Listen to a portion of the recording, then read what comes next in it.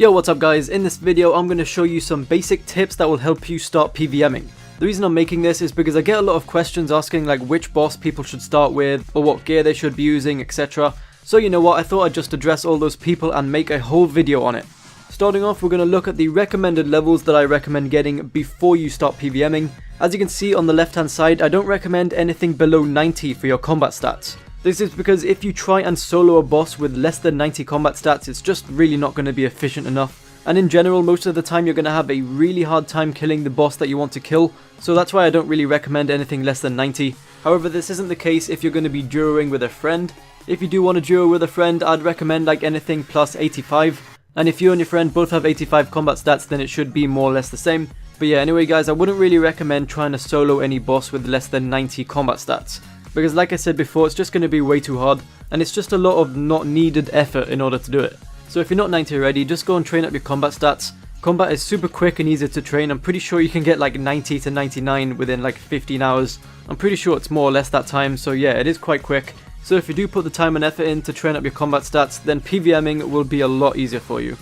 On the right hand side, you have the three other main levels that you usually associate with PvMing. Firstly, we have summoning, and I recommend either 88 or 96 plus. For the majority of the time, summoning isn't really needed, it's just really useful. For example, 96 plus you get a yak. If the monster that you're killing is quite far away or it's really hard to get to, like the Godless dungeon, I mean it's not really that far away, but you do need to get the 40 kill count to get into the boss room. And if you don't want to keep doing that over and over again and you just want to stay there for a long trip, then a pack yak is obviously going to really help you there.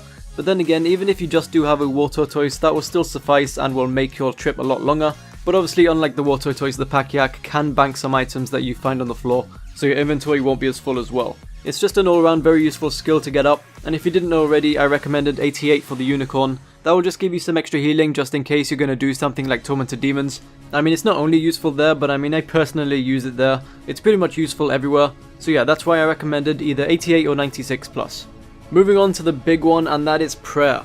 Now honestly, I have no idea what the hell I'd do without Soul Split. Soul Split is just a prayer that I have on pretty much 24/7, and to be honest, nowadays it's pretty much necessary to have at least 92.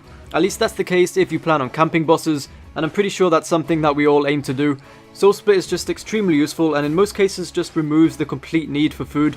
And on top of that, at 95 prayer you can get Turmoil, Anguish and Torment. Those prayers are just an added benefit, but I'm pretty sure, in my opinion, the main prayer that you should be using is Soul Split. Obviously you can use Soul Split along with those other three that I mentioned, but I mean Soul Split is the one that you're going to be using the absolute most. So yeah, if you're serious about PvMing and are looking to become a full-time PvMer, then honestly the first thing that you should be doing is looking to invest into prayer.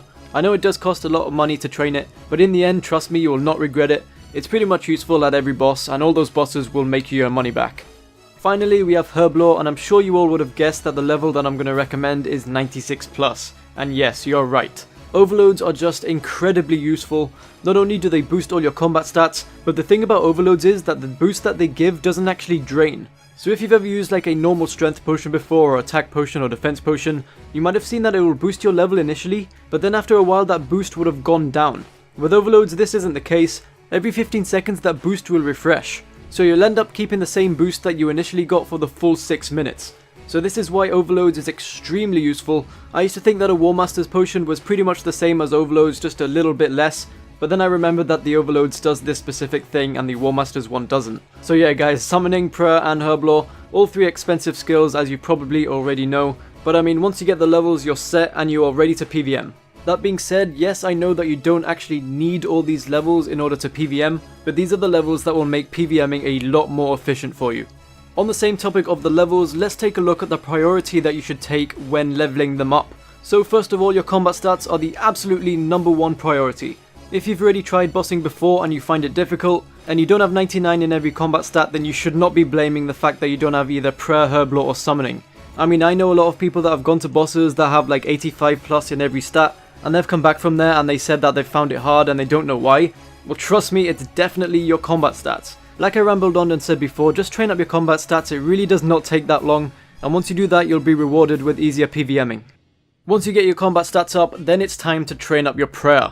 Like I mentioned a couple of minutes ago, Soul Split is just extremely useful. You don't actually have to train up your prayer to 95, you can just train it to 92 if you want. As long as you get Soul Split, you should be good to go. However, if you do have the money to train it up to 95 as well, then I highly recommend you get that, because the spells that you get at 95 are extremely useful as well.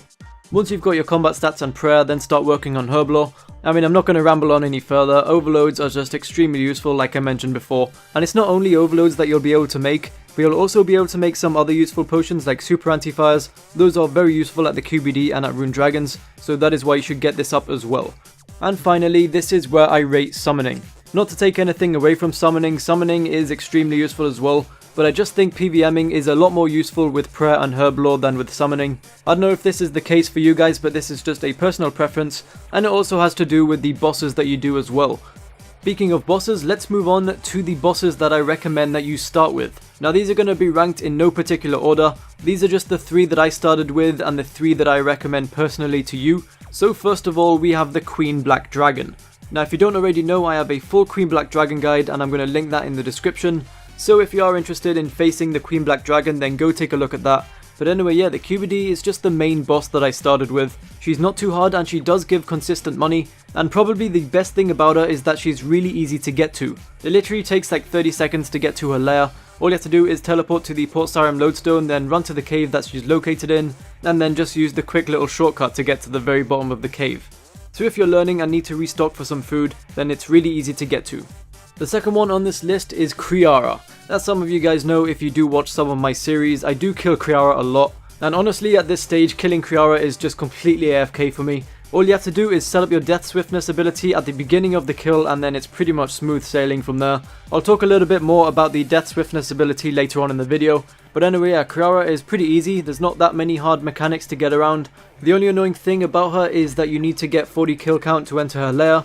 So this isn't really a good situation to be in if you have to constantly bank for food. So if you want to do Kriara efficiently, I'd highly recommend using Soul Split here and have like 95 plus ranged as well. With that, you can just bring a war tortoise full of food as well, and occasionally her and her minions do drop some food, so if you do run out of food yourself, you can just pick that up. And finally, the last boss that I recommend is General Grador.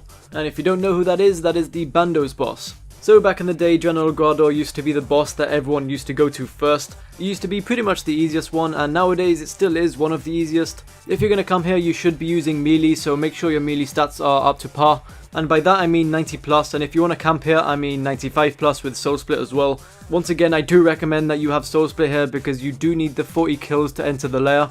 And if you spend more time getting the kill count than you do in the actual lair, then it definitely is not efficient. So yeah, if I were you, I'd just experiment in each of these 3 bosses and see which one you like the most, and then either just camp that boss or try other bosses for more of a challenge.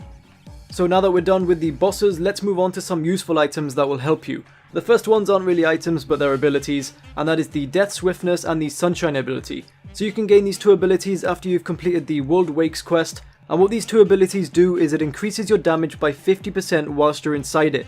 So I don't really think I need to explain how good this is. It pretty much explains itself because an increase in damage by 50% is quite a lot. So your kills against any bosses will be a lot quicker, and that means your Soul Split will heal you up a lot more as well. A great item that goes along with that ultimate ability is the Ring of Vigor. Now the Ring of Vigor does cost 50,000 Dungeoneering tokens, and once you get this, when you're wielding it, whenever you use an ultimate ability, you will start at 10% adrenaline instead of 0. So if you use this along with the Death Swiftness ability, then you will have a lot more time to use your thresholds whilst your Death Swiftness is up, and the more thresholds that you use, the more damage that you'll end up doing. So this is definitely a very useful item to get if you plan on PvMing. Auras are definitely very useful whilst you're PvMing. These are the auras that I recommend. I recommend getting the Vampirism aura, the Penance one, the Supreme Sharpshooter aura, the Supreme Brawler aura, and the Supreme Runic Accuracy aura. The Vampirism one just heals you for a percent of the damage that you hit, Penance gives you prayer points back depending on how much damage you take, and the other 3 just increase your accuracy for each combat style. Supreme Sharpshooter is for range, Brawler is for melee, and Runic Accuracy is for mage. So yeah, these are the 5 auras that I personally use and personally recommend. And yeah, I know that these do cost a lot of loyalty points each, and it's not up to you whether or not you get those loyalty points fast. So if you don't have enough loyalty points yet, I guess you'll just have to wait until you can afford them. And like I said, when you can afford them, these are the ones that I'd recommend that you get. On to our last 2 useful items, and the first one is the Enhanced Excalibur. Now this can be obtained after completing the hard Sears Village tasks, and what this does, it will restore 20% of your max life points over 20 seconds, and this has a cooldown of 5 minutes. So this is like a free 2000 heal every 5 minutes. If you have completed the Sears Village hard tasks, then there's no reason not to get this. And also if you've completed the Sears Village elite tasks, this effect is doubled. So this means this will restore 40% of your max life points over 40 seconds. So that will be a free 4k heal every 5 minutes instead of a free 2k heal. So as you can tell, this is very useful and it's used by a lot of high level PvMers. So yeah, if I were you, I'd spend the time to do the tasks and eventually get this. Finally, I present to you an item that will be very useful to you when learning new bosses, and that is the Sign of Life. Now what does this Sign of Life do? Well, it will resurrect you after death and heal you for 25% of your hit points. Now this doesn't mean that you die and then go to death and you'll be respawned with 25%. No, you'll be respawned on the spot of where you died for 25% of your life points. Basically, if you take enough damage, so if you were to die, this will save you and heal you for 25% of your life points. That's pretty much the gist of what this item does, and even I use it when I'm doing something like Araxor, because I know personally I make quite a lot of mistakes at Araxor and I can die at any moment. So yeah, it's very useful if you're learning new bosses. But anyways guys, that is the end of the guide. I hope you enjoyed it, and not only that, I hope it helps you a lot as well. If you guys have any other tips for anyone else and you want to share them in the comments below, feel free to do so. And as always, thank you for watching, subscribe if you're new, and peace.